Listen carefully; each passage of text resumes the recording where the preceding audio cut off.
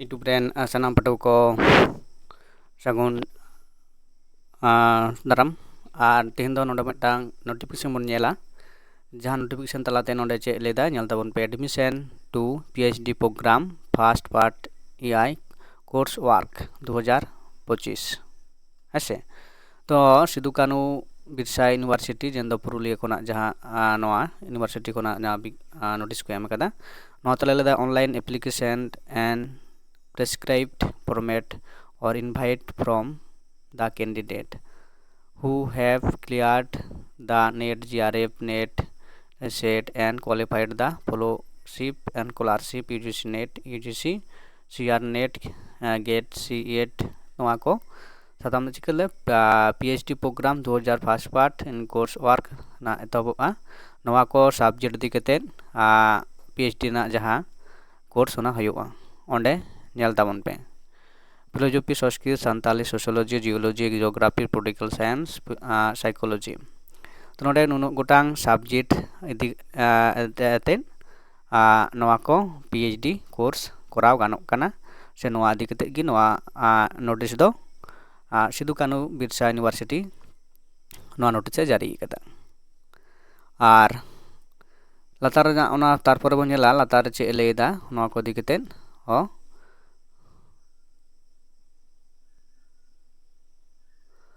तो नोआ लेकाते तहन कना जहां दो student who have qualified the फellowship scholarship नोआ लेदा national level testing will get 70 marks UGC NET category and SET will 40 marks UGC NET category 3 GATE will be 60 तो नोआ को by examination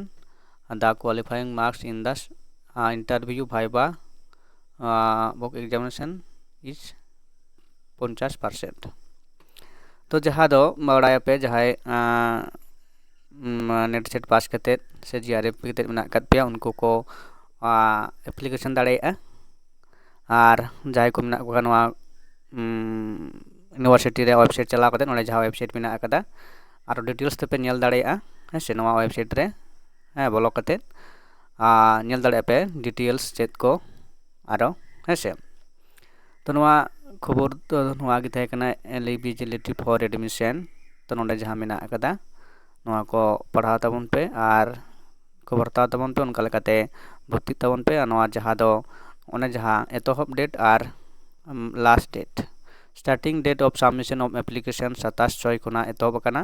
तेहिन दो 29 तारीख कना है 27/6/2025 रे एतोहब कना last date submission of application 20/7/2025 तारीख रे नोआ चिका वेबसाइट बंदोआ हैं जहाँ रिजर्वेशन ना कथा हो नोडे लेदा तीन लगा नोडे एप्लीकेशन फीस चे 1000 only unreserved and OBC candidate unreserved OBC candidate 500 एवं ST SC को नोआ की तहना ऑनलाइन ते नोआ पेमेंट हो जको ना एप्लीकेशन फिलअप होगा हेसे आज रिजर्वेशन जहाँ उना दो वेस्ट बेंगल रूल्स का लेकाते उना रूल्स फॉलोआ नोडे उना को लेचो कदा हैं और जहाँ चिकेदा नोडे टांगार कथा को लेकर no objection certificate in service applicant will have to submit no objection certificate in the specific format from the competent authority clearly starting that तो जहाँ इन सर्विस होल्डर को जहाँ ना उनको चिके तक जहाँ को सर्विस उनको नो ऑब्जेक्शन सर्टिफिकेट देते नोआ हो सबमिट तक है से the candidate and permitted to perform studies in part-time basis his her official duties permit him to devote sufficient time and for research तो उनको लगे नोआ हो कता ले मेन कना जे जहां दो उनकाना जहां को पढ़ा कना से को पढ़ाई को भर्ती एडमिशन उनको तो उनकाना यदि तहन तकवा ताले उनको उना को चिका हुआ सबमिट होना फॉर्म मना ये नो ऑब्जेक्शन सर्टिफिकेट परमिट लेखान की उनको दो ना जा सुजुग सुविधा को नाम दाड़े उसको कराव दाड़े जाते नोआ PH.D प्रोग्राम रे जहां को भर्ती कना हेसे तो मा इनका नोआ को नवा ना माने रसके खबर कना जहां को PH.D लगित ते मेना अकत पेया तो उनको नोआ application koraw pe ar apiak jaha santali satam kada pe choice kada ona idi kate apiak jaha research na menak kat tapia ona research paper nonde adi moste napai te koraw tabon pe abo santali sahit aro lahante laha di daᱲᱮᱭᱟᱜ bon se kisar daᱲᱮᱭᱟᱜ bon ona lekana kurumutu